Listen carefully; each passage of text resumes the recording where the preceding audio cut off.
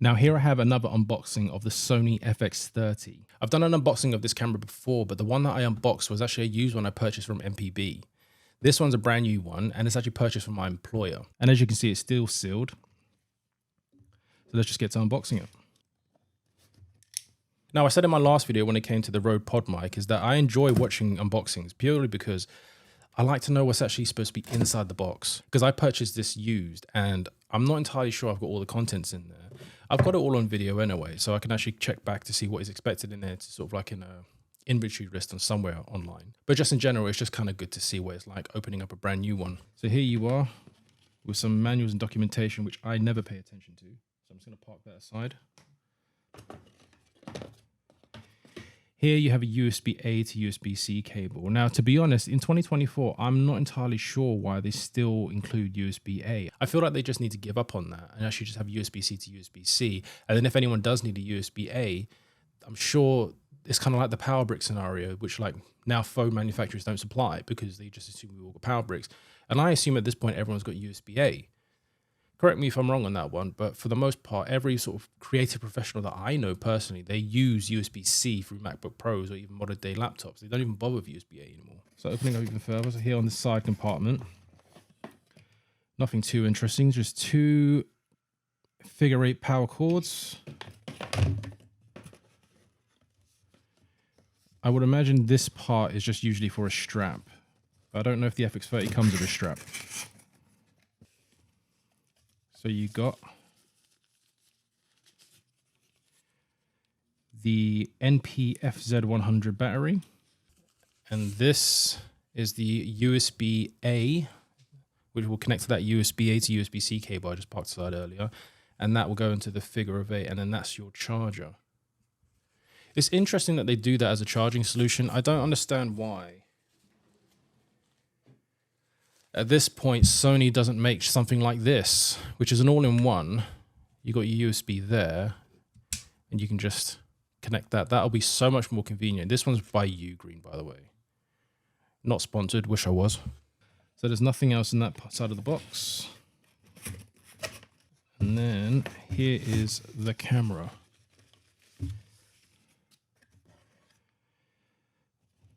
So the box is quite minimal in terms of contents. There's not much in there. And here is the camera, brand new. Usually I'd get really excited about opening up cameras and stuff like that, but I've handled a few of these now. I've got, if you want to look about image quality, look at this camera up here. This is the image quality coming out of the FX30 with the Sigma 18-50. And if you are interested, this is recording a 4K 25p 10-bit 422 standard color picture profile, 150 per second, f4 at ISO 200. So if you've seen other videos of mine, the overhead shot is with an FX30 and the Sigma 18-50. I've just read out the settings there. And the reason why I've chose the FX30 is because of the fact that I don't need a cage. I can just actually screw the tripod mount into this part. It's mounted overhead like this on in a boom arm. It's actually like one of those monitor extension arms actually. And I've got it connected there just permanently on my desk as an overhead camera. So it just makes my life a whole lot easier, much more convenient that when I want to record these videos, I just come in, hit record and then go.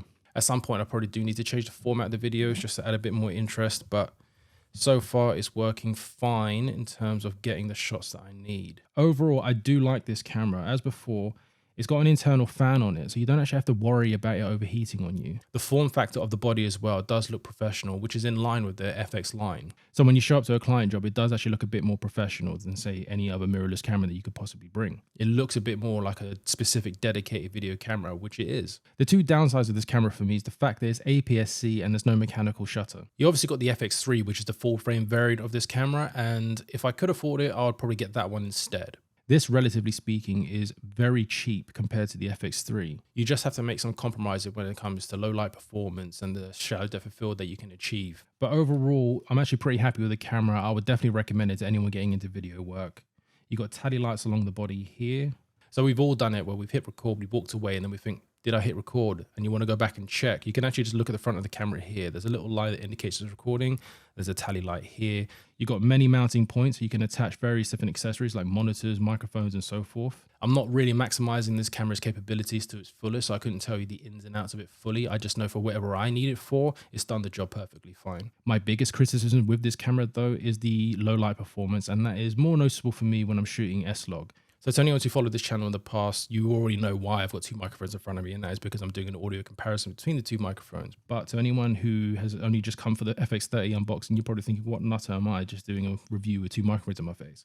But I have been doing a lot more audio reviews on my channel so far, but I will be moving towards camera stuff. Camera reviews are much harder to sort of pull together because you have to pull all the sample shots for it to match up to what you're discussing. But definitely cameras is where my passion is mostly, so that's where I'll be leaning more towards eventually. Just need to try and find the time to pull these reviews together. So anyone who's already out there doing like the higher end reviews, well done to you, because it is not easy work. If you made it to this point in the video, much appreciated for watching it so far. Those are just my quick thoughts on unboxing the FX30.